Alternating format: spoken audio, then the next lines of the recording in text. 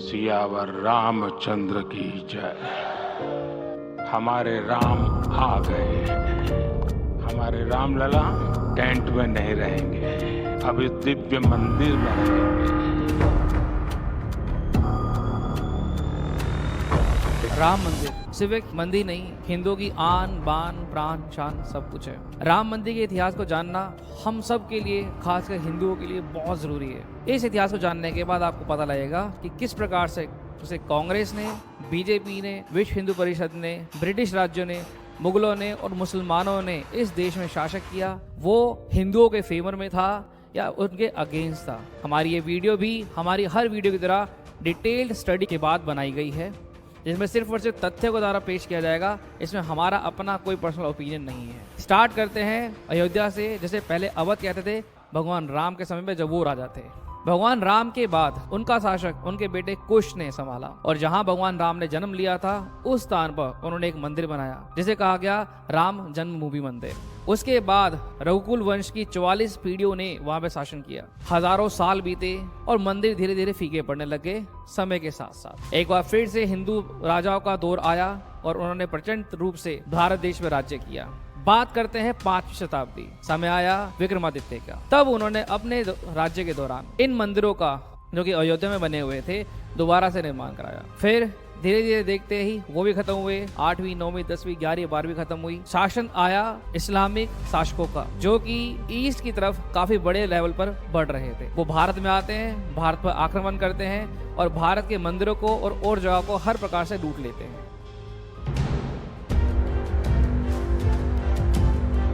भारत के मंदिरों को लूटने के 2 बड़े रीजंस रहे हैं। एक, भारत के मंदिर हमेशा से बहुत ही ज्यादा भव्य और आकर्षक बनाए गए भारतीयों के द्वारा, और उन्हें खूब सजाया गया सोने चांदी हीरे जवाहरात से। हिंदुओं के लिए उनके देवता उनसे कहीं ऊपर वैल्यू रखते हैं उनके जीवन में, इसलिए वो जो अपने लिए नहीं कर पाते उससे कहीं गुना ज्यादा अपने भगवान के लिए करते हैं। तो एक सबसे बड़ा कारण तो मुस्लिम शासकों का हिंदुओं के मंदिरों को तोड़ने का वहां का खजाना था। लेकिन दूसरा कारण क्या था वो हमें समझना पड़ेगा, जो ना तो हमारी हिस्ट्री की बुक्स ने और ना ही हमारे इतिहासकारों ने हमें बताया। सोमनाथ मंदिर की अगर मैं बात एग्जांपल आपको दूं, जो कि गुजरात में पहला ज्योतिर्लिंग है महादेव भगवान का, उसे 17 बार मोहम्मद गजनबी के द्वारा लूटा गया, तोड़ा गया, उस पर अटैक किया गया। गजनबी टर्की राज्य का रहने वाला एक शासक था। जब गजनी ने पहली बार सोमनाथ पे किया आक्रमण किया, तो पहली बार में ही वो सोमनाथ से सारे प्रकार का पैसा, सोना, हीरे, चांदी लेके जा चुका था। बचे हुए 16 बार जो गजनी ने उस पर अटैक किया, तो वो अटैक पैसों के लिए नहीं, वो अटैक, वो हमला आस्था और धर्म को खत्म करने के लिए किया गया। क्योंकि ये सारे मुस्लिम शासक जिहादी थे, ये जिहाद फैलाते थे। इनका उद्देश्य किसी दूसरे राज्य में जाके सिर्फ लूटपाट तक बचाना ही नहीं था, बल्कि उस राज्य की आस्था को खत्म करके अपने धर्म की आस्था उनमें जगाना था, विद फोर्स और विदाउट फोर्स। यही बाबर ने आके किया। 15वीं शताब्दी में भारत में बाबर का आगमन हुआ। 1526 में बाबर भारत आया और 1528 तक वो अयोध्या तक पहुंचा। 1528 में उसने अपने मंत्री को, मीर बाकी को आदेश दिया अयोध्या में राम मंदिर को तोड़ के उस पर अपने नाम की मस्जिद को खड़ा करने का। मीर बाकी ने एक ही साल में मंदिर को तोड़वाकर मंदिर के ढांचे को इस्तेमाल करके मंदिर के ऊपर बाबर मस्जिद बना दी। इसको बाबरी मस्जिद भी कहा जाता है। हर मस्जिद का लगभग इसी प्रकार से निर्माण किया जाता था। मुस्लिम शासक मंदिर को तोड़ के मंदिर के बचे हुए भागों को ही प्रयोग करके मस्जिद को बनवा दिया करते थे। समय चलता चला जाता है। 15वीं शताब्दी खत्म होती है, 16वीं खत्म होती है, 17वीं खत्म होती है, शताब्दी आती है 18वीं शताब्दी तक। अब भारत में राज्य चल रहा है ब्रिटिश कंपनी का, जो कि ब्रिटेन की कंपनी है। अब वो भारतीयों को लूट रही है, उनको निचोड़ रही है, उनसे पैसे छीन रही है, उनसे लगान ले रही है और उनका शोषण कर रही है। 18वीं शताब्दी आते तक चीजें नॉर्मल रहती हैं, कुछ होता है कुछ नहीं होता, लेकिन 18वीं शताब्दी में चीजें होना चालू हो जाती है। बात करते हैं 1838 की। 1838 में एक ब्रिटिश आर्कियोलॉजिस्ट इंडिया आता है। वो अयोध्या आते हैं और अयोध्या में बाबरी मस्जिद का सर्वे करते हैं, सिर्फ देखकर, उसमें कोई खुदाई नहीं की जाती उस समय। वो सर्वे करने के बाद अपनी रिपोर्ट बनाते हैं और रिपोर्ट में लिखते हैं कि बाबरी मस्जिद, जो बाबर की मस्जिद है, वो एक मंदिर के ढांचे के ऊपर खड़ी हुई है। सभी पिलर मंदिर के हैं, जिसकी नक्काशी से उसको साफ पहचाना जा सकता है, और पिलर का जो बेस है वो भी मंदिर का ही है। मस्जिद का सिर्फ ऊपर एक गुंबद बनाए गए हैं जो मंदिर के ऊपर ही बना दिए गए हैं। ऐसी रिपोर्ट बनाकर ये ब्रिटिश आर्कियोलॉजिस्ट है, जिसका नाम था वोल्वो मैरी मार्टिन, वो गवर्नमेंट को सबमिट करवा देते हैं। रिपोर्ट कुछ हिंदू सांप्रदायिक लोगों को और सभाओं को पता लगती है और वहां पे सबसे पहले सबसे आगे आती है Nirmohi Akhara. Report mister Martin के द्वारा गवर्नमेंट में सबमिट कर दी जाती है और ये बात वहां धीरे धीरे फैलना लोगों के बीच में चालू हो जाती है। अब उस समय में 18वीं शताब्दी में उनके पास सोशल मीडिया तो था नहीं जो सबको एकदम से पता लग जाए हमारी तरह, तो धीरे धीरे करके बढ़ती है बातें और लोगों को पता लगती है और लोगों को पता लगती है। लगभग 10-15 सालों में ये बात पूरे अयोध्या में फैल जाती है। ये जो मस्जिद है मंदिर को तोड़ के, राम मंदिर को तोड़ के उसके ऊपर बनाई गई है। सबसे पहले 1853 में निर्मोही अखाड़ा सामने आता है और बड़े स्तर पर इस बात का ऐलान करता है, क्लेम करते हैं कि ये मस्जिद मंदिर को तोड़ के बनाई गई है, इस जगह पे सिर्फ हिंदुओं का हक है और ये हिंदुओं को मिलना चाहिए। एज ए रिजल्ट, परिणाम स्वरूप पहली बार हिंदू और मुस्लिम के दंगे ऑन रिकॉर्ड किए जाते हैं और दोनों समूहों में दंगे हो जाते हैं। पॉइंट टू बी नोटेड, आज तक हमारी किताबों ने या हमारी बॉलीवुड की मूवीज ने हमें ये सिखाया था कि अंग्रेज आए, फूट डालो, शासन करो, उन्होंने नीति की, हिंदू मुस्लिम को उन्होंने बंटवा दिया, उन्होंने बंटवारा किया, वही इसका कारण थे। पर अगर यहाँ हम देखें तो हिंदू और मुस्लिम तो स्टार्टिंग से ही अलग अलग थे, बटे हुए थे। किसी ब्रिटिश व्यक्ति ने, किसी ब्रिटिश ऑफिसर ने इनको नहीं भड़काया था। ये पहले से अलग अलग मानसिकता के दो समूह थे जो यहाँ पे लड़े और ऑन रिकॉर्ड हुआ। मामला फैजाबाद के डिस्ट्रिक्ट कोर्ट में गया। वहाँ पर कोर्ट ने इन दोनों समूहों को, हिंदू समूह को और मुस्लिम समाज समूह को, ये कहा कि आप प्रूफ लेके आएँ जो ये बताते हो कि ये मस्जिद को आप इस्तेमाल में लेके आ रहे हैं कि यहाँ पे नमाज पढ़ते हैं। सेम बात हिंदू को कही कि आप प्रूफ लेके आए कि आप इस जगह को मंदिर की तरह इस्तेमाल कर रहे हैं और यहाँ पे पूजा कर रहे हैं। लगभग 350 साल का समय है ये, 1528 से लेके 1853 तक का। इस 350 साल के समय में मुस्लिम समाज एक सबूत भी वहाँ पे ये जुटा नहीं पाया जिसमें वो ये बताया कि हम इस जगह को नमाज पढ़ने में इस्तेमाल करते हैं। वो मस्जिद तो सिर्फ मंदिर को गिरा के मंदिर को खत्म करने के लिए बनाई गई थी। बाबरी मस्जिद मुस्लिम समाज के लिए हमेशा से एक साधारण मस्जिद ही थी, जैसे और मस्जिद होती है। उसका कोई बड़ा रोल मुस्लिम समाज में कभी नहीं रहा, ना तो था और ना ही है। वो तो एक विवाद बना दिया गया फेक हिस्टोरियंस ने और लेफ्टिस्ट लोगों ने बाद में चलकर, तो वो एक भी सबूत नहीं दे पाए। हिंदू समाज ने कई प्रकार के सबूत वहां पर दिए, जिनमें से 3 से 4 सबूत की मैं बात आपको बताने वाला हूं जो बहुत ही ज्यादा महत्वपूर्ण है आपको और आपकी जनरेशन को जानना। पहला सबूत जो उन्होंने दिया वो दिया अवध का थानेदार। एक इंसिडेंट हुआ, इस इंसिडेंट में 25 निहंग सिख एकदम से जबरन मस्जिद में घुस गए। कौन रोकेगा सिखों को? और घुसने के बाद वहां पे उन्होंने एक आग लगाई और वहां पे यज्ञ हवन करना चालू कर दिया। जैसे ही हवन और पूजा खत्म हुई तो जो अग्नि में बची हुई लकड़ी थी उस कोयले को उन्होंने इस्तेमाल करके पूरी मस्जिद की दीवारों पे जगह जगह लिख दिया राम राम राम राम, हर जगह पे लिख दिया। ये एफआईआर खुद वहां का थानेदार रिपोर्ट कर रहा है कि और कोई तो उस समय एफआईआर करने वाला था नहीं। तो प्रक्रिया के अनुसार वो स्थान, वो जगह का नाम लिखता है व्यक्ति की जगह पे, पर्सन थानेदार व्यक्ति, और स्थान लिखता है स्थान मस्जिद जन्म स्थल। मस्जिद जन्म स्थल लिखने के बाद उसके नीचे वो सिग्नेचर करता है। ये बाकायदा रिकॉर्डेड है आज भी इलाहाबाद हाई कोर्ट में और हमारे सुप्रीम कोर्ट में। ये बात मस्जिद जन्म स्थान जब लिखता है वहां पे वो, ये अपने आप का एक प्रूफ है कि वो जन्म स्थान ही माना जाता है हमेशा से। इसके अलावा चलिए सेकंड प्रूफ देते हैं। बात है 1822 का, ये जो केस है फैजाबाद डिस्ट्रिक्ट कोर्ट जो अभी अयोध्या है, उससे पहले फैजाबाद बोलते थे ये लोग, जिसको योगी जी ने चेंज किया नाम उसका। एक ऑफिशियल लेवल पे एक व्यक्ति काम करते थे जिनका नाम था हफीज उल्ला। उन्होंने एक बयान हिंदू पार्टी को दिया। उन्होंने उस बयान में कहा कि बाबरी मस्जिद राम मंदिर के ऊपर बनाई गई है और इसके बगल में ही सीता की रसोई है। ऐसा बयान वो फारसी भाषा में देते हैं और नीचे बयान देखते समय सिग्नेचर करते लिखते हैं मैं निवासी राम भूमि अयोध्या। राम भूमि अयोध्या लिखकर सिग्नेचर कर देते हैं। ये वही मुस्लिम ऑफिशियल है जो फैजाबाद डिस्ट्रिक्ट में काम करते थे और उन्होंने बीइंग अ मुस्लिम ये अपनी स्टेटमेंट दी। तीसरा प्रूफ जो ये देते हैं जो काफ़ी ज़्यादा स्ट्रॉन्ग था, तो ये बताते हैं हिंदू पार्टी कोर्ट को कि 1608 से 1611 के बीच में एक English merchant William Finch India में आया था और वहाँ पे वो अपनी ट्रैवलॉग बुक में, ट्रैवलॉग मतलब होता है जिस ऐसी किताब जहाँ पे आप अपनी भ्रमण के बारे में लिखते हैं कि आप कहाँ कहाँ घूमे हैं और वहाँ पे आपने क्या क्या देखा है। अपनी ट्रैवलॉग की बुक में लिखते हैं कि there was a place in Ayodhya where Hindu believes Ram was born.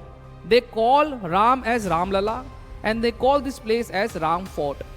ये अपनी स्टेटमेंट देते हैं विलियम फिंच अपनी किताब में कि एक ऐसी जगह है अयोध्या में जहाँ हिंदू मानते हैं कि राम जी का जन्म हुआ है। राम को वहाँ पे वो रामलला बोलते हैं और उस जगह को बोलते हैं राम का किला, राम की भूमि यानी कि। चौथा सबसे बड़ा और सबसे करंट का जो उन्होंने स्टेटमेंट दिया, अपना प्रूफ दिया, वो ये दिया कि जितने भी ब्रिटिश रिवेन्यू डॉक्यूमेंट्स थे, लगान के जो डॉक्यूमेंट्स थे, दस्तावेज थे, वो जो भी अयोध्या से लिए जाते थे उनको लास्ट में सिग्नेचर जब किया जाता था ऑफिसर के द्वारा, तो स्थान में हमेशा लिखते थे जन्मभूमि। कभी भी कहीं पर भी बाबरी मस्जिद का जिक्र था ही नहीं, बिकॉज वो वहां पर एक्चुअल रूल पे एग्जिस्ट करती ही नहीं थी, वो तो बस बना दी गई मंदिर को तोड़ने के लिए। इस प्रकार के कई कंडीशंस, कई प्रूफ हमने वहां पे दिए, हिंदुओं ने वहां पे दिए, जो साफ साफ ये प्रूव करते हैं कि ये जो जगह है हिंदुओं की है और ये हिंदुओं का इस पर हक बनता है। उसके बाद 1857 आया, बहुत बड़े लेवल का विद्रोह हुआ, आप सब जानते हैं उसके बारे में। लगभग ब्रिटिश कंपनी हार चुकी थी, पर कुछ गद्दारों ने उनको जितवा दिया। लेकिन British company, east India company के हाथ से सब कुछ चला गया, डायरेक्ट क्वीन का राज इंडिया में आ गया और अब इंडिया अधीन हो गया ब्रिटिश गवर्नमेंट के, क्वीन के। पहले वो ब्रिटिश की एक छोटी सी कंपनी थी, ईस्ट इंडिया नाम था इसका, उसके अधीन था, जिसको आज हिंदुस्तान यूनिलीवर के नाम से जाना जाता है। जी हाँ, ये वही ईस्ट इंडिया कंपनी है। पहले इसको बोलते थे, पाकिस्तान में से कहा जाता है पाकिस्तान यूनिलीवर। चलिए आगे बढ़ते हैं। फिर 1858 में, एक साल बाद ही ब्रिटिश गवर्नमेंट ने एक डिसीजन लिया। वो यहाँ तक जान चुके थे कि हिंदू पागल है धर्म के लिए, वो धर्म कभी नहीं छोड़ेंगे। तो उन्होंने क्या किया कि और सिचुएशन खराब ना हो धर्म के नाम पे, कम से कम भी उसे तो रोका जाए, तो उन्होंने एक फेंस खड़ी कर दी मस्जिद और रामलला का जो चबूतरा था उसके बीच में, मतलब एक दीवार खड़ी कर दी वायर की बना के। फेंस दोनों को डिवाइड कर दिया। गुम्बद वाला पार्ट मुसलमान, वहाँ पे मुसलमान जा रहे हैं, इधर की तरफ नहीं आ रहे, और चबूतरे वाला पार्ट हिंदू जा रहे हैं, पूजा कर रहे हैं, वहाँ की तरफ नहीं जा रहे। ये फॉर्मूला भी काम करा और इसके बाद सांप्रदायिक दंगे काफ़ी समय तक नहीं हुए। फिर ईरा आया महात्मा गांधी का, फिर आए हमारे भगत सिंह जी। 1920, 1918 वर्ल्ड वॉर युद्ध हो गया सेकेंड। बात करते हैं 1934 की, एक बार फिर से दंगे हुए। इन दंगों में मुसलमान और हिंदुओं का फिर से झगड़ा हुआ, सांप्रदायिक दंगे रिकॉर्डेड थे, सेकेंड बार हो रहे थे। और इसमें हिंदुओं ने बाबरी मस्जिद की दीवारें गिरा दी। ये बढ़िया काम कर दिया था उन्होंने, लेकिन उस समय वहाँ पर ये दीवारें ब्रिटिश गवर्नमेंट ने फिर से बनवा दी और थोड़े स्ट्रिक्ट रूल्स वहाँ पे इंप्लीमेंट भी कर दिए गए। देन 1944 की बात करते हैं। डायरेक्ट 1944 का समय आता है। इस समय में यूपी के जो उस समय के अधिकारी सुझाव देते हैं कि यूपी में जितनी भी मस्जिद है, जो शिया मस्जिद है और सुन्नी मस्जिद है, उनकी लिस्ट बनाई जाए। हर लिस्ट में 4 कॉलम दिए जाए, जिसमें लिखा जाए मस्जिद कब बनी है, कहाँ पर बनी है, किसने बनाई है और उसका वक्फ बोर्ड क्या है। चारों सब चीज़ें बनाई गई। जब बाबरी मस्जिद की बात आई तो बाबरी मस्जिद में लिखा गया कहाँ बनी है, लिखा अयोध्या। चलो जी ठीक है, उन्होंने नहीं लिखा जन्म स्थान। किसने बनाई है, बाबर। कब बनाई है, 1528। उसका वक्फ बोर्ड क्या है, कोई वक्फ बोर्ड नहीं है। ये यहाँ पे कोई वक्फ बोर्ड ना होना, ये इलाहाबाद की स्टेटमेंट है। स्टेटमेंट ये कहती है इलाहाबाद हाई कोर्ट की, as there was no Waqf board in your argument, so it is a fatal flow from your side. Muslim League को ये कहती है कि जो मुस्लिम समाज था वहां पे पार्टी थी कि इसमें वक्फ बोर्ड नहीं है, तो ये एक फैटल फ्लो है आपकी आर्ग्यूमेंट में। फैटल मतलब जानलेवा, जो आपको एक केस को ऑन द स्पॉट हरा सकता है। वक्फ बोर्ड क्या होता है, दरअसल इस्लाम को मानने वाला जब अपनी मर्जी से अपनी संपत्ति या धरती को धर्म के नाम पर, इस्लाम के नाम पर दान करता है, तो उसी समय से वो प्रॉपर्टी वक्फ बोर्ड के अंदर आ जाती है, किसी एक समुदाय के अंदर आती है जिसका नाम वक्फ होता है, और वो अपना नाम बताता है कि ये मेरा नाम है, और वही समुदाय उस प्रॉपर्टी का तब से रेख देख करता है। बाबरी मस्जिद का वक्फ बोर्ड था ही नहीं। होता कैसे, कोई दान में उस जमीन को देता तो ही तो वक्फ बोर्ड बनता, कोई इस्लाम को उस समय मानने वाला होता तो ही तो वक्फ बोर्ड बनता। वो तो वहां पे आक्रमणकारी लोग थे, लुटेरे थे, वो तो जिहादी थे। उन्होंने मंदिर को तोड़ा सिर्फ इस कारण से ताकि हिंदुओं की आस्था को खत्म कर दिया जाए, जो वो कभी नहीं कर पाए। वक्फ बोर्ड उसका नहीं मिला। 1947 आया, हमें आज़ादी मिल गई। आज़ादी मिल गई, लेकिन देश का विभाजन हुआ। किस आधार पर हुआ, देश का विभाजन हुआ धर्म के आधार पर। ये विभाजन ब्रिटिशर्स की चॉइस नहीं थी, ये पहले से उनको पता था, 18वीं शताब्दी से उनको पता, झगड़ा करते आ रहे हैं। तो मुसलमानों को उनके धर्म के आधार पर पाकिस्तान दिया गया, वो दो पार्ट्स में, एक वेस्ट वाला और एक ईस्ट वाला, जिसको हम बांग्लादेश के नाम से जानते हैं। यानी कि 1947 के बाद जो देश हमारे पास था, जो देश में हमारी मंदिरों के ऊपर मस्जिद बनी थी, उस पर हमारा 100% हक था, पर हमें दिया कुछ भी नहीं गया। अब एक बहुत महत्वपूर्ण रात आती है, 23 दिसंबर 1949। ये वो रात है, ये वो दिन है जिस दिन उसी समय राम मंदिर वहाँ बन सकता था, अगर सेंट्रल गवर्नमेंट अपनी दखलंदाजी उसके बीच में ना डालती। 23 दिसंबर 1949 में 5 साधु आए, वो सरयू नदी में नहाए, वहाँ पूजा की। उनके बाद एक लाल रामलला की मूर्ति थी, उसने उनको वहाँ पे नहलाया और वहाँ उनकी पूजा की। उसके बाद उस ग्रुप के जो महंत थे वो रामलला को अपने सर पे टोकरे में डालकर मस्जिद की तरफ बढ़ने लगे। जैसे हम मस्जिद में अंदर गए तो वहाँ पे इस्माइल नाम का एक मस्जिद का पहरेदार था, उन्होंने रोका, पर साधु 5 से और वो एक, तो वहाँ से वो भाग गया। उसके बाद वहाँ पे कांस्टेबल ड्यूटी थी शेर सिंह की। उसे ये बात सब पहले से ही पता थी, पहले से ये सारा प्री प्लान था। उसने फटाफट से गेट खोला मेन गर्भगृह का। वहाँ पे पहले पूरी मस्जिद को उन्होंने सरयू नदी के जल से धोया और उसके बाद रामलला की मूर्ति वहाँ रखी, उसमें प्राण प्रतिष्ठा की और वापस आ गए। और 12 बजे के बाद वहाँ कांस्टेबल बरकत अली की ड्यूटी थी। दरअसल शिफ्ट में वहाँ पे ड्यूटी थी, एक कांस्टेबल हिंदू था शेर सिंह, दूसरा बरकत अली।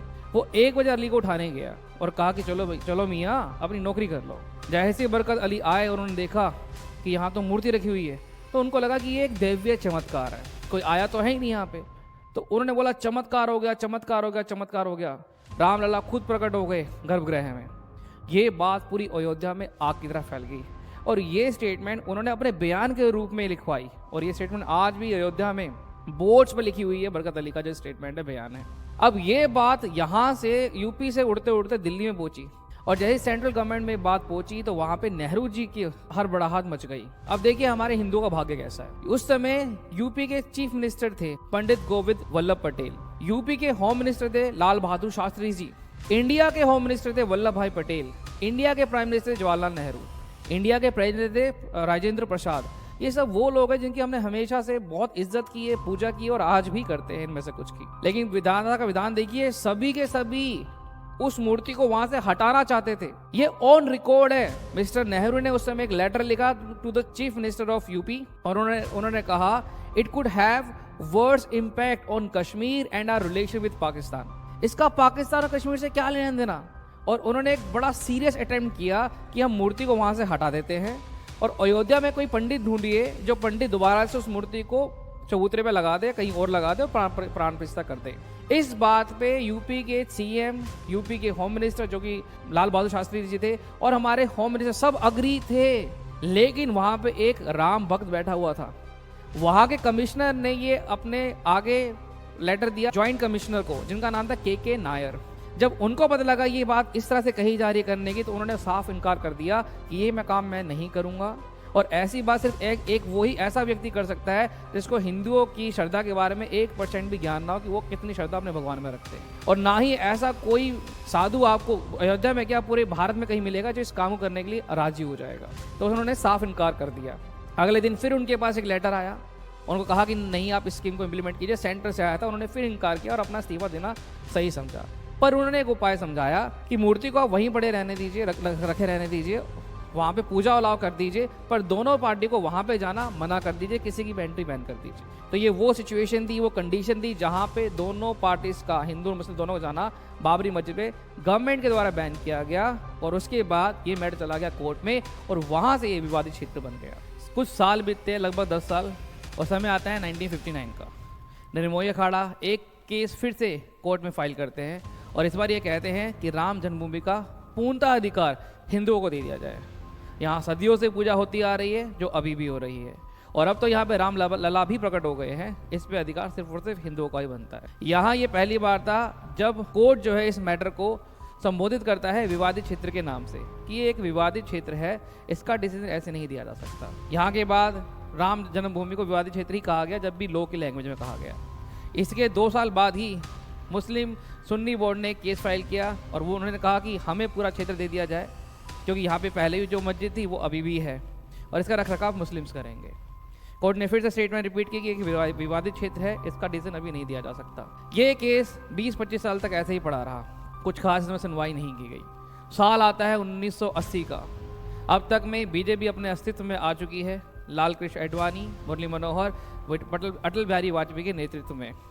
बीजेपी के आने से हिंदुओं की स्थिति में काफ़ी बदलाव आए और कुछ हिंदू संगठन काफ़ी ज़्यादा एक्टिवली काम करने लग गए, जैसे कि VHP, विश्व हिंदू परिषद, शिवसेना, बजरंग दल और RSS तो आज़ादी से पहले से ही एग्जिस्ट करता था। भारतीय जनता पार्टी की जो स्थापना थी वो 6 अप्रैल 1980 को हुई थी और 1984 में जो इलेक्शन हुए थे उस इलेक्शन में भारतीय जनता पार्टी को मात्र 2 सीट मिली थी और ये 2 सीट भी आडवाणी या अटल बिहारी वाजपेयी जी को नहीं मिली थी। स्थिति उस समय बीजेपी की खराब थी, लेकिन बीजेपी एक हिंदू पार्टी थी और उसके मैनिफेस्टो में रामलला मंदिर जन्मभूमि एक पहला और सबसे इम्पोर्टेंट मैनिफेस्टो था। दरअसल पहली बार जब इलेक्शन हारी बीजेपी 1984 में, तो उसके बाद बीजेपी के नेतृत्व आडवाणी जी को दे दिया गया। आडवाणी जी पूर्णतः RSS की और हिंदुत्व की आइडियोलॉजी पर बीजेपी को लेकर चले, जिस कारण से बीजेपी की लहर हिंदू में एक बार आई और एक चर्चा देश में होना चालू हो गई कि अब देश में मंदिर बनाया जा सकता है या मंदिर के किवाड़ खोले जा सकते हैं, हमारी भी एक पार्टी है जो हमें सुनेगी। कांग्रेस आज़ादी से ही मुसलमानों को अपीज करने का पॉलिटिक्स खेल रही थी जवाहरलाल नेहरू के अंतर्गत। दरअसल 1950 में पहली बार डॉक्टर श्यामा प्रसाद मुखर्जी ने भारतीय जन संघ की स्थापना की थी और इसका कारण ही ये था, इसके 3 मेन कारण थे। एक, हिंदुओं के कल्चर और हिंदुओं को फ्री इंडिया में बचाए रखना और अपोज करना जवाहरलाल नेहरू और कांग्रेस की मुस्लिम अपीज पॉलिसी का, और तीसरा जम्मू कश्मीर का पूर्णतः मर्ज करवाना भारत पे। इसी में से भारतीय जनता संघ में से ही 1980 को 6 अप्रैल को भारतीय जनता पार्टी का आगमन हुआ। एक बड़ा इसका सिनेरियो है जो यहाँ पे डिटेल बताना ठीक नहीं रहेगा अभी, और वहाँ से बीजेपी अस्तित्व में आई। 1984 को विश्व हिंदू परिषद काफ़ी एक्टिवली भारत में काम कर रही थी। 1980 से लेके 1990 तक के दशक में लगा लीजिए आप, विश्व हिंदू परिषद ने बहुत बढ़ चढ़ के भारत में काम किया भारतीय लोगों के लिए। उन्होंने 1984 में एक सभा बुलाई जिसमें कि अडवाणी जी, मुरली मनोहर जोशी जी जैसे बड़े नेता भी आए, और वहाँ विश्व हिंदू परिषद के जो प्रेसिडेंट थे वो थे अशोक सिंघल। उन्होंने वहाँ कहा मंदिर बनेगा और अवश्य बन, उसके लिए हम शिलाएं यानी कि ब्रिक्स, ईंटें इकट्ठी करेंगे, देंगे, जिसमें जय श्री राम लिखा होगा। साथ ही हम एक रथ यात्रा निकालेंगे, जो रथ यात्रा सीतामढ़ी से लेकर अयोध्या तक जाएगी। ये चीज़ें अप्रैल 1984 को डिसाइड की गई इस मीटिंग के दौरान। लेकिन फिर एक हादसा हुआ हमारे देश में। 1984 में 6 महीने बाद ही इंदिरा गांधी की मृत्यु कर दी जाती है, हत्या कर दी जाती है उन्हीं के सिख बॉडीगार्ड के द्वारा, ऑपरेशन ब्लू स्टार के अगेंस्ट चलकर। 2 साल के उनके बाद जो प्राइम मिनिस्टर बनते हैं वो बनते हैं उनके बेटे राजीव गांधी जी। राजीव गांधी इंडिया के सब यंगेस्ट प्राइम मिनिस्टर थे। ना तो वो भारत की पॉलिटिक्स को ठीक से पहचान पाए, ना ही भारत के लोगों को। उन्होंने दोनों को ही अंडर एस्टिमेट किया। एज ए रिजल्ट सरकार उनकी ज़्यादा समय तक नहीं चल पाई। बीजेपी की लहर छा रही है क्योंकि उनके मैनिफेस्टो में राम जन्मभूमि एक बड़ा मैटर है। राजीव गांधी इतना समझते थे कि कांग्रेस के पास मुस्लिम का पूरा वोट है और हिंदुओं का भी वोट है, लेकिन उनको ये भी पता था कि अब बीजेपी की लहर देश में चल रही है, लेकिन उस लहर को कांग्रेस की तरफ पलटा जा सकता था अगर कांग्रेस कुछ 1 या 2 फेवर हिंदुओं के लिए कर दे।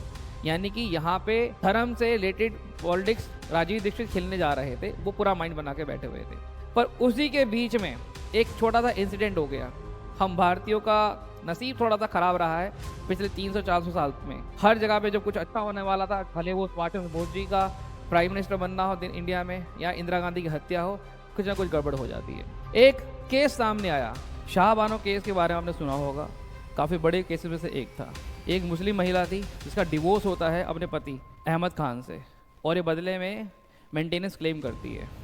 अब ये मेंटेनेंस सीरिया लॉ, मुस्लिम लॉ के अकॉर्डिंग डिवोर्स के बाद पति के द्वारा पत्नी को कुछ नहीं दिया जाता, पर इंडियन कॉन्स्टिट्यूशन के अकॉर्डिंग मेंटेनेंस दी जाती है। ये लेडी सुप्रीम कोर्ट में जाती है और वहाँ सुप्रीम कोर्ट मेंटेनेंस देने के लिए ऑर्डर कर देता है। इस बात से मुस्लिम समाज नाराज हो जाता है। वहाँ राजीव गांधी पहले से ही माइंड बना के बैठे हुए हैं कि हिंदुओं को अपीज करेंगे, उनका फेवर लेंगे, पर यहाँ पे तो पहले ही मुसलमान नाराज हो गए, तो उन्होंने पहला फेवर मुसलमानों को दे दिया, अपीज कर दिया। उन्होंने क्या किया, इतने छोटे से केस के लिए उन्होंने सुप्रीम कोर्ट का फैसले को पार्लियामेंट में बदल दिया, उसको चैलेंज कर दिया। इंडियन कॉन्स्टिट्यूशन इंडियन गवर्नमेंट को ये पावर देता है कि वो सुप्रीम कोर्ट के फैसले को पार्लियामेंट में एक बड़े बहुमत के साथ बदल सकते हैं। इसके बाद राजीव गांधी की आलोचना भारत में ही नहीं विश्व भर में हुई। इतने छोटे से केस के लिए इतनी बड़ी संस्था का अगेंस्ट जाना वो उनको बहुत भारी पड़ा। हर कोई उनको निंदा करने लगा। कहाँ तो वो हिंदू को अपीज करना चाहते थे, हिंदू और गुस्सा हो गए। ये तो सिर्फ जवाहरलाल नेहरू से लेके राजीव गांधी तक हर कोई सिर्फ और सिर्फ मुसलमानों को ही फेवर कर रहा है, उन्हीं को लुभाने में लगा हुआ है। राजीव गांधी सोच में पड़ गए, फिर वो कुछ अरेंजमेंट्स करते हैं। अब ये चीज़ उनकी सरकार को मुंह के बल गिरा देगी। वो क्या करते हैं कि एक केस आता है फिर से फैजाबाद डिस्ट्रिक्ट कोर्ट में राम जन्मभूमि के रिगार्ड में। वहाँ पर 1 घंटे में इस केस में फैसला और सुनवाई दोनों हो जाते हैं, और फैसला आता है कि हिंदुओं को अलाउ किया जाए पूजा करने के लिए, और जहाँ पे वो मूर्ति बड़ी है रामलला की उसको खोल दिया जाए, उसके गेट्स को खोल दिया जाए। तो आपने कई रील्स वगैरह देखी होंगी, कांग्रेस के प्रवक्ता जो है ये बात को कई बार बोलते हैं कि हम ही ने तो, राजीव गांधी जी ने ही तो गेट खुलवाए थे राम जन्मभूमि के।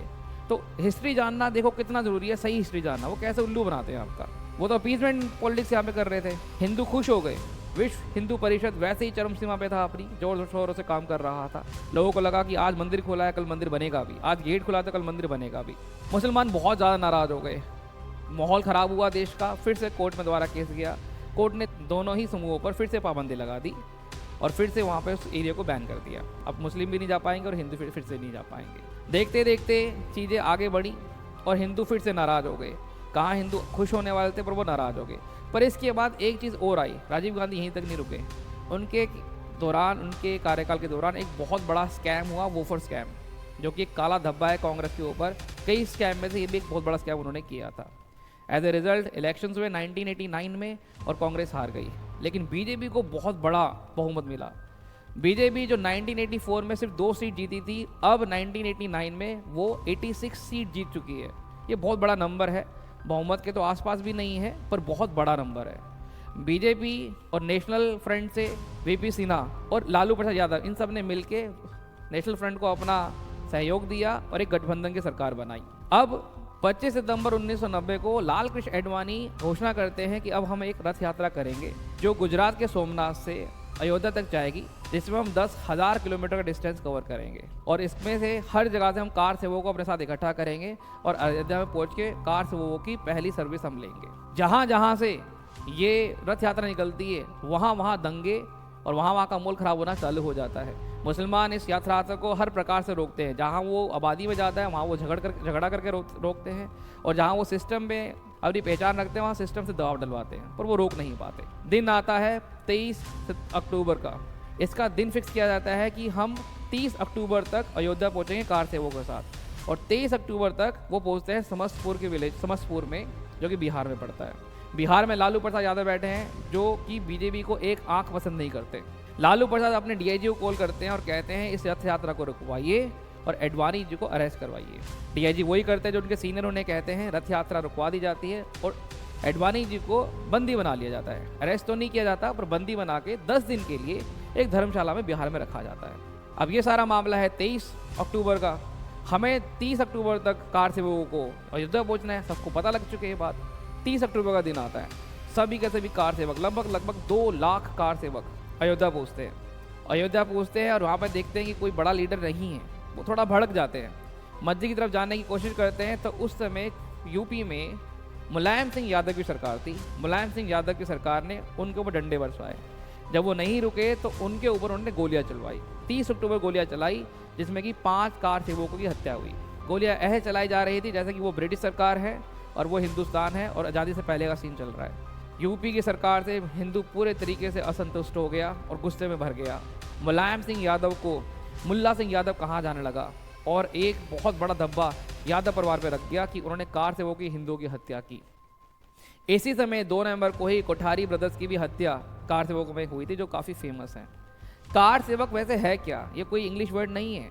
कार का मतलब हाथ होता है, सेवक का मतलब जो अपनी इच्छा से स्वयं की निःशुल्क सर्विस देता है। तो कार से वो लोग हैं, वो व्यक्ति जो किसी धार्मिक स्थल के लिए, धार्मिक संस्था के लिए अपनी निःशुल्क सेवाएं देते हैं, उन्हें कार सेवक कहा जाता है।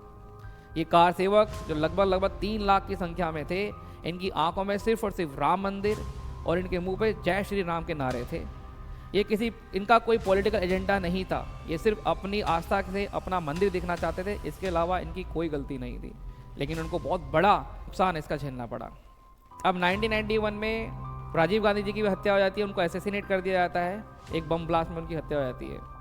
अब यहाँ पे सहानुभूति के चलते हुए वहाँ पे वीपी सिंह की सरकार गिर गई है, वो काम नहीं कर पाई गठबंधन सरकार। यहाँ पे राजीव गांधी जी मर गए हैं, तो एक सहानुभूति फैल जाती है कांग्रेस के प्रति। उससे पहले इंदिरा गांधी जी भी मरी थी, तो सहानुभूति के चलते हुए कांग्रेस को एक बड़ी वोट मिलती है, 244 सीट में जीत जाती है।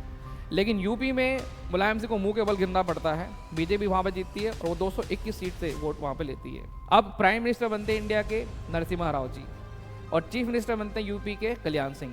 1 जनवरी का दिन आता है, कल्याण सिंह जी एक हिंदू ट्रस्ट को विवादित स्थल से 200 मीटर की दूरी पे लगभग 2.5 एकड़ जमीन देते हैं, गिफ्ट में, उपहार में देते हैं और कहते हैं ये लोग कई सालों से इसका देखरेख कर रहे हैं, इन्हें मिलना चाहिए। और वहाँ पे वो लोग कंस्ट्रक्शन करना चालू करते थे कुछ एक पर्टिकुलर चीज़ों की। कोर्ट में बात जाती है तो कोर्ट कंस्ट्रक्शन को रुकवा देता है। उसके बाद फिर जुलाई में दोबारा से कार सेवकों को बुलाया जाता है और कंस्ट्रक्शन के रिगार्ड में ही बुलाया जाता है, पर क्योंकि उनके पास कोई परमिशन नहीं होती तो उनको वापस जाना पड़ता है।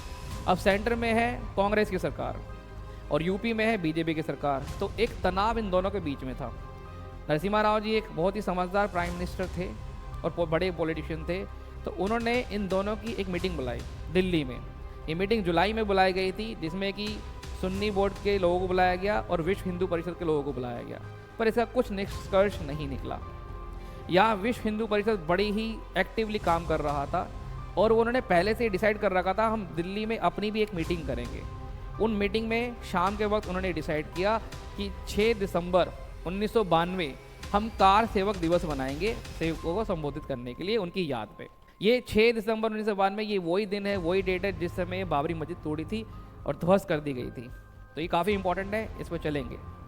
अब इस बात की खबर इंटेलिजेंस ब्यूरो को पहले से थी, आईबी को। इन्होंने इंटेलिजेंस ब्यूरो ने सेंट्रल गवर्नमेंट को इसके बारे में आगाह किया। सेंट्रल गवर्नमेंट ने मुलायम सिंह कल्याण सिंह को कहा कि आप इस कार सेवक दिवस की परमिशन मत दीजिए, ये गलत हो सकता है, ये खतरनाक हो सकता है। मुलायम सिंह यादव ने कहा इसमें कोई भी समस्या आपको नहीं आएगी, इसकी जिम्मेदारी हम लेते हैं, अगर ऐसा कुछ होता है तो उसके लिए रिस्पॉन्सिबल हमारी सरकार है। ये इन रिटर्न मुलायम सिंह ने सेंट्रल गवर्नमेंट और कोर्ट में भी दिया, तब जाके उन्होंने कार सेवकों को आने की परमिशन देनी थी। कार सेवक 1 दिसंबर से आना चालू कर देते हैं अयोध्या में। देखते देखते 5 दिसंबर तक 2 लाख से ज़्यादा, 3 लाख के आसपास कार सेवक वहाँ पहुँच जाते, 3 लाख। और 5 दिसंबर तक सारे बड़े नेता जो बीजेपी के हैं, अटल बिहारी वाजपेयी जी, अडवाणी जी और उमा भारती भी वहाँ पहुँच जाती है। उमा भारती ने इस समय अपना सर पूरा मुंडवा रखा है, क्योंकि बीजेपी के कुछ लीडर्स का अयोध्या में आना ही बैन कर रखा था, तो वो ताकि उनको पहचाना ना जा सके। पूरी रात 5 दिसंबर को ये भाषण देते हैं और ये भाषण काफ़ी उग्र भाषण रहता है। 6 दिसंबर का समय आता है, 10:30 बजे तक सभी कार सेवक, सभी बड़े लीडर अयोध्या के विवादित क्षेत्र के आसपास पहुंच जाते हैं। भीड़ कंट्रोल से बाहर हो जाती है और 11:33 पे भीड़ जो है पहले गुंबद के ऊपर चढ़ जाती है और इसे तोड़ना चालू कर देती है। 1:55 तक पहला गुंबद तोड़ दिया जाता है, 3:30 तक दूसरा गुंबद भी तोड़ दिया जाता है और 5 बजे तक आखिरी गुंबद, तीसरा गुंबद भी तोड़ दिया जाता है और पूरी बाबरी मस्जिद को ज़मीन में मिला दिया जाता है। मुद्दे की बात यह है, पॉइंट की बात यह है इसमें देखने की कि बाबरी मस्जिद के ये गुंबद सिर्फ और सिर्फ पैरों से और उनके बाद जो थोड़ी लकड़ी थी, हाथ में डंडे थे, उनसे तोड़ा गया था, क्योंकि वो पहले ही राख हो चुका था, उसमें कुछ था ही नहीं। तनाव बहुत बड़ा हो जाता है पूरे देश के अंदर। सेंट्रल गवर्नमेंट कल्याण सिंह से उनका रेजिग्नेशन मांगती है और वहाँ पे प्रेसिडेंट रूल लगा देती है। कल्याण सिंह पहले ही अपना रेजिग्नेशन दे देते हैं और शेर की तरह इंटरव्यू देते हैं कि मेरी सरकार गई तो जाए, ऐसी 10 सरकारें जाए, पर मेरा धर्म और मेरा वचन नहीं जाना चाहिए। अब पूरे देश में दंगे होना चालू हो जाते हैं, लगभग 3000 लोग इन दंगों में मरते हैं। अब इसके बाद कोई भी बड़ा इवेंट नहीं होता है। 1992 के बाद कुछ सालों तक ये मामला ऐसे ही रहता है।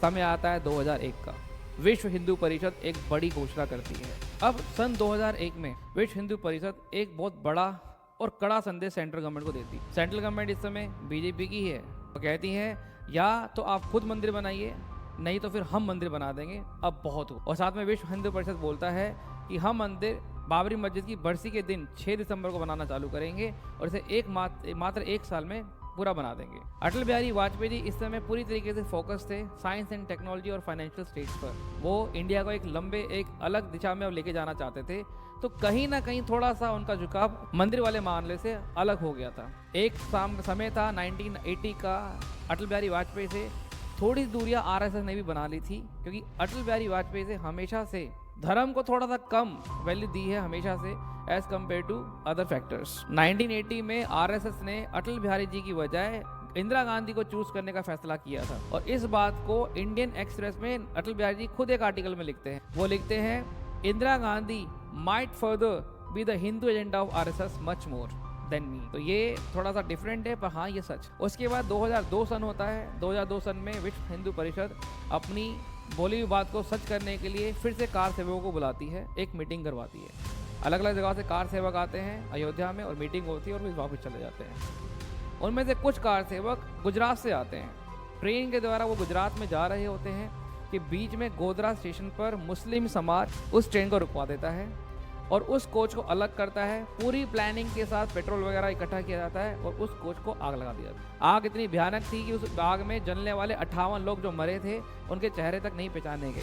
उसमें कार सेवकों के अलावा अन्य साधारण यात्री भी थे।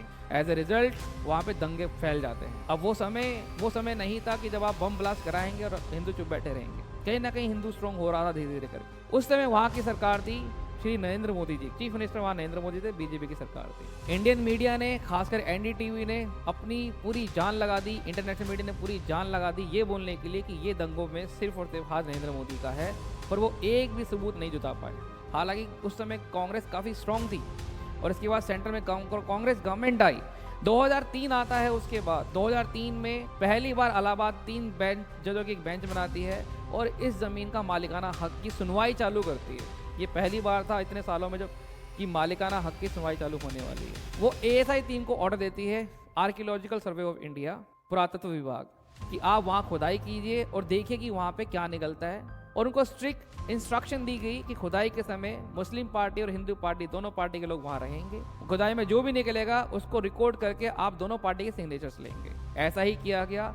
खुदाई में सिर्फ और सिर्फ पुराने मंदिरों के पिलर्स और उनके बेस मिले, जो साफ साफ बताता था कि उस जगह का मालिकाना हक किसके पास है और कौन उसका असली मालिक। उसके बावजूद भी कोर्ट ने कोई जजमेंट 2003 में नहीं दिया। फिर 2005 में इस जगह को पूरी उड़ाने का डिसीजन लिया गया और लश्कर ताइबान से कुछ पाकिस्तान ने 5 टेररिस्ट भेजे। नेपाल के रास्ते वो अयोध्या में आए। हालांकि उन 5 के बम जो थे वो सब डिफ्यूज कर दिए गए और उन 5 को मार भी गिराया गया सीआईएसएफ के द्वारा। पर ये एक अटेम्प्ट किया गया था कि उस जगह को खत्म कर दिया जाए, क्योंकि बाबरी की मस्जिद की वैल्यू इस्लाम और मुस्लिम में कुछ नहीं है, एक साधारण मस्जिद है, लेकिन अयोध्या की वैल्यू हमारे लिए सब कुछ थी। साल आता है 2010, इलाहाबाद कोर्ट अपनी जजमेंट देता है, एक ऐसी जजमेंट जिससे ना तो हिंदू वर्ग खुश था ना ही मुस्लिम, और उसको कोई मानने को राजी नहीं था। 2.7 टोटल एकड़ एरिया में से रामलला जो चबूतरे वाला पार्ट था और सीता रसोई का भाग वो हिंदू समाज को देते हैं और बचा हुआ भाग सुन्नी वक्फ बोर्ड को दे देते हैं। दोनों ही पक्ष इससे हताश थे। आखिर में जाकर डिसाइड हुआ कि 2011 में हम सुप्रीम कोर्ट जाएंगे। जब सुप्रीम कोर्ट पे गए तो सुप्रीम कोर्ट ने ऑन द स्पॉट इस फैसले पे रोक लगा दी और उन्होंने भी यही कहा कि ऐसा कोई भी नहीं चाहता दोनों में से, और ना ही इस डिसीजन से कुछ सुधरने वाला है। सुप्रीम कोर्ट में 7 से 8 ये केस चला। 2019 में सुप्रीम कोर्ट ने अपना ये केस सुनवाई कंप्लीट की और नवंबर में अपना डिसीजन दिया। सुप्रीम कोर्ट का डिसीजन टोटली आर्कियोलॉजिकल सर्वे बेस्ड एक्सकवेशन में जो पुरातत्व ऑब्जेक्ट्स निकले थे उनके ऊपर बेस्ड था। उन्होंने कहा इस धरती का मालिकाना अधिकार सिर्फ और सिर्फ हिंदुओं का है, हर चीज हर सबूत हिंदुओं के पक्ष में जाता है, तो ये पूरी की पूरी जमीन हिंदुओं को दी जाती है। 5 जनवरी 2020 को राम मंदिर ट्रस्ट को राम मंदिर के निर्माण और उसका देखरेख की जिम्मेदारी मिल जाती है। 5 अगस्त 2020 को नरेंद्र मोदी जी अयोध्या जाते हैं और राम मंदिर का शिलान्यास करते हैं। ये जंग बहुत बड़ी जंग थी, पर जब ये 2020 में शिलान्यास हुआ पूरे देश में इस दोनों ही समाजों ने, खासकर मुस्लिम समाज ने इसको पूरे रूप से स्वीकार किया। देश में कहीं पर भी किसी प्रकार का कोई भी दंगा या फसाद नहीं हुआ और ना ही नोटिस किया गया। ये बात भी सही है कि इस समय बीजेपी का होल्ड बहुत स्ट्रांग था देश में और उन्होंने बड़े अच्छे से लॉ एंड ऑर्डर को मेंटेन किए रखा और कोई भी चांस नहीं बनने दिया जिसमें कुछ भी प्रकार का दंगा या फसाद मुस्लिम समाज या कोई और मुस्लिम समाज के नाम पे करवा लिया। आज राम मंदिर की प्राण प्रतिष्ठा हो चुकी है, मंदिर लोगों के लिए खोला जा चुका है। हर दिन 5 लाख से ज़्यादा श्रद्धालु वहाँ मंदिर में दर्शन के लिए जा रहे हैं और ऐसा अनुमान लगाया जा रहा है कि ये भारत का सबसे बड़ा तीर्थस्थल बनने वाला है, जहाँ सबसे ज़्यादा कई करोड़ों की संख्या में हर साल लोग बाग दर्शन करने के लिए आएंगे। तो ये था आपका कंप्लीट हिस्ट्री ऑफ राम मंदिर। कंप्लीट नॉलेज डिटेल स्टडी के बाद ये वीडियो बनाई गई है। अपने बच्चों और दोस्तों को दिखाएं ताकि उनको रियल सच्चाई और इतिहास के बारे में पता लग सके। Take care. जय सिया राम, जय हिंद।